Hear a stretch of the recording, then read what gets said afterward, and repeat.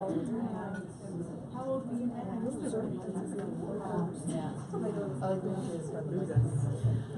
Okay, welcome back. I think we're missing a couple of people who are settling up their bills, but we need to move along.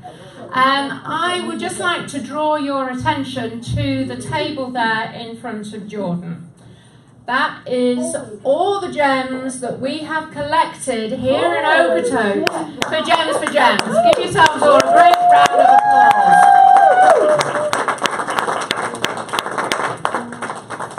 We're going to be very, very busy polishing, packing and delivering. Thank you, everybody. Just another little announcement as well. We have actually raised our ticket prices slightly. Yes. All right, so we are now $20 online and $25 at the door. However, every single month, if you want to stick to the $17 price, you can go online tonight.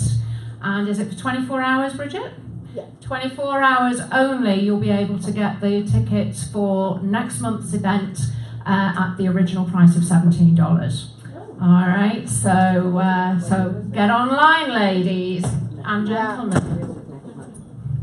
I just also want to mention that we have a gentleman here with us this evening. Yeah, we saw him sneak in. He arrived at a very timely moment as we were doing Facebook Live, but you know, I'm often standing up here and saying how very, very important it is that we all share our stories and share from the heart. And you often hear me talking. It's all right, it's just the co-director. You often hear me saying how important it is that that Women Talk moves forward and empowers more and more women, and you know, and that this is a movement. We are making changes in our society, and you hear me talk about the divine feminine. And the divine feminine is not just feminine; it's talking about feminine energy, and that we all have feminine and masculine energy within us. And the time is coming that we really need to encourage men to do exactly what we do here as women. Woo! And I just want to say thank you to Chance for coming here and being brave enough to join us all this evening. And to represent the many men out there who need to be allowed themselves and to know that doors are open for them to share from the heart space just as we do. All right, enough from me. We're now going to move on to Bridget Lassard-Dial. As you know, Bridget is our founder. Without this lady, we wouldn't be here today. She really is, she's become over the last 12 months one of my main mentors, because she really sees a vision and she just goes for it. And she's all about empowering, she's all about empowering us on so many levels. There's so many exciting things that are happening in Women Talk. Not only is Women Talk expanding across the province and other provinces, we're really reaching more and more communities. And really it is down to the vision of our Bridget here. Bridget, thank you. Come and take the mic.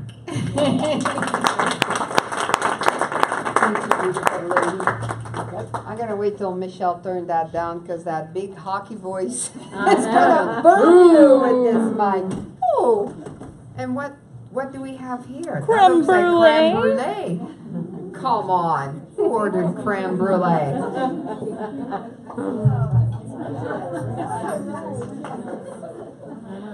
We got some wobbling going on. Let's straighten that out, you know.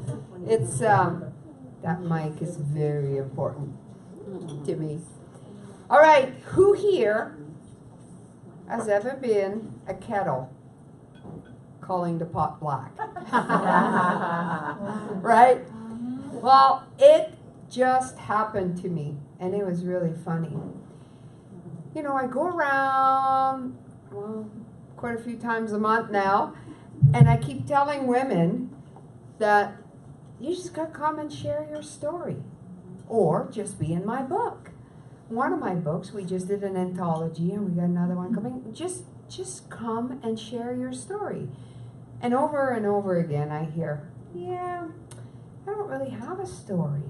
And then you start listening to them talk and it's like, oh my God. Like, not only do they have a story, it's like an incredible story.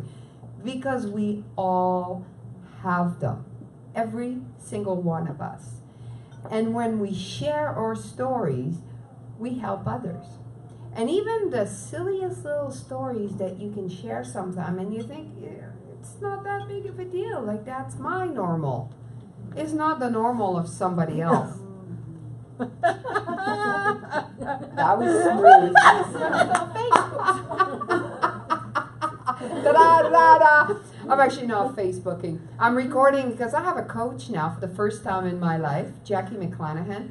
I adore her. I'm recording it for her. Hi. Oh, in that case. A speaking coach. Hey, Jackie.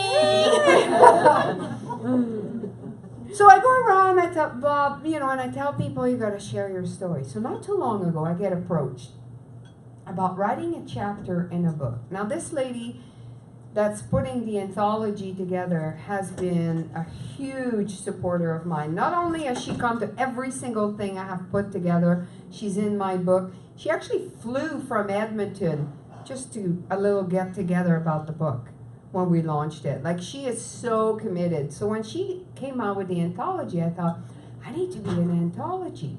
And it's called Sacred Hearts Rising. Thank you. Just had a blank. This is actually the cool little bracelet we got with it, all the co-authors. But it's about overcoming stuff. And she came to me and she knows that I was sexually abused as a kid. And she said, I want you to share your story. Well, here's the thing. I'm not ready to go public. Well, that's kind of public, but I mean really public. Because my mom doesn't know. And that has been my choice. They're dead. They will not hurt anybody else. And really, when I weigh all the pros and cons, I would just cause her a lot of pain. And I really don't see why she should know. That's where I stand right now. It may change tomorrow, but that's where I stand firmly, and I'm really comfortable with my choice.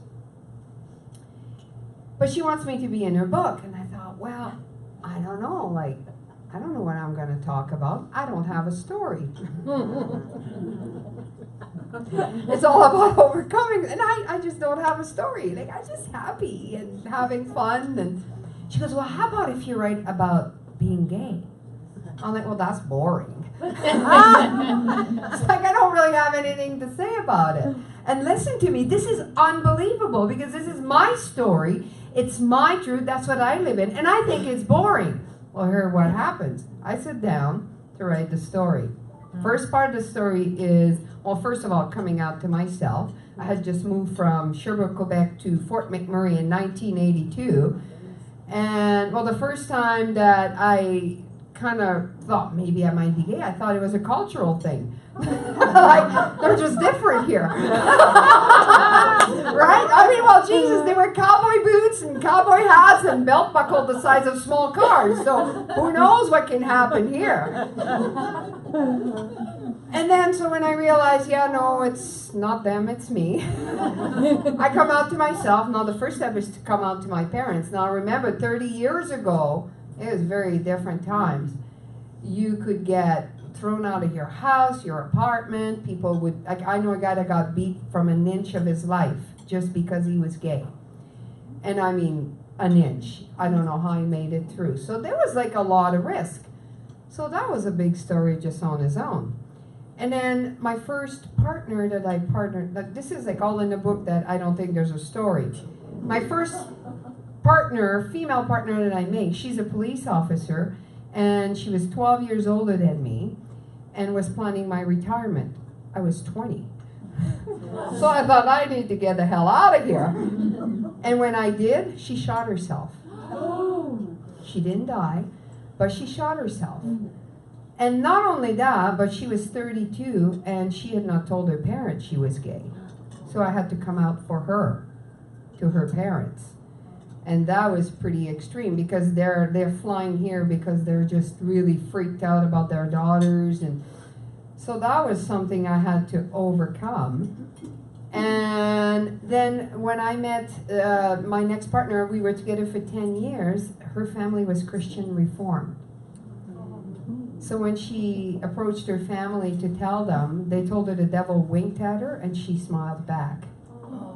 And then all the ministers, I think, so they were coming to our house and we had all these meetings because they were gonna, like, it was just intense. And then I realized that I wanted to have children. Not an easy thing to do when you're gay. It's like a little more complicated. Just saying. But it was like this thing was so deep for me. And it was I had to give up my whole life. I had to change everything. I had to give up everything I had ever known so that I could have children. And I met who is now my wife. We've been together for 17 years and we have 2 awesome kids. And I am so happy. Like, I'm so glad that I made the move. But it was full of stories. So in my chapter, when I start writing all that, I was like, holy cow. There's like a lot, there's religion, there's suicide. Like, there was so many stories attached to this. And then there's the funny stories. The funny coming out of people, you know, that you don't really know, and the reactions. Like, one day somebody said, is Bridget gay? To one of my manager. And she said, yeah. She goes, but she's so nice. Like, you know, I mean, at times I've changed. It's a lot better now, but there's still always a little bit of, I need to be brave because there's a lot of people still hiding. They are just too afraid. And I'm going to leave you with one of my best coming out stories that we had so much fun. So Sue and I get together and she's at work and everybody knows we're together, we're gay. And then they find out that Sue's pregnant. And I swear to God to you, so many people said, how did that happen? And then, so finally we're like, okay, we got to come up with a good comeback. So I came up with this one. So when people would say, how did this happen? I go, we don't know, it was an accident. And then it would just be too much, they would just leave. Oh, and you see, like, I forgot completely to do all the clicking. I don't know why. Oh, let's go to no. Oh, there we go. Yes. So this is the book. So again, just do it. Just share your stories, because look how, like, all the different layers in my story, and I thought there was no story. And it's because it's my story and I live in it. It's my normal. To everybody else, it's like, oh my God, this is insane, like all this stuff going on. And when I actually sat down and put it together, I kind of realized, yeah, there's a lot of stories. So this was our anthology, and we had 30 women in there that have amazing stories from all over, different background. Like, it's just great. It's a great read. And then the next one that we're coming on, and you have those little book on your table, and actually I have a little bit of a video, but it's going to be a cookbook. We've hired this most amazing photographer, and we want to make it like really beautiful. And it's a recipe and a life lesson from our mothers. And this is a little video that we put together.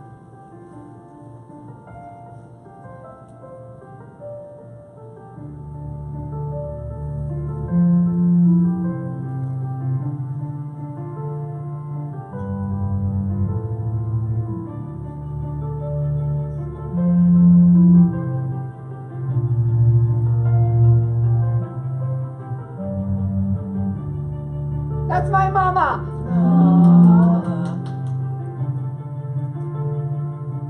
It's you. That's me. And that's an English translation. That's my little man. And that's my daughter.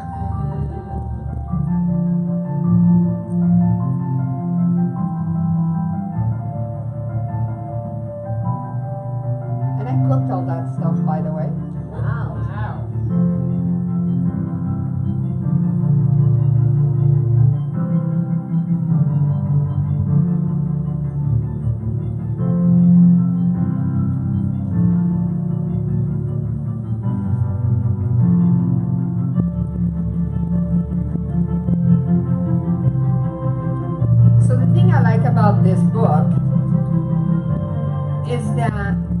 it's in a book, it's there forever.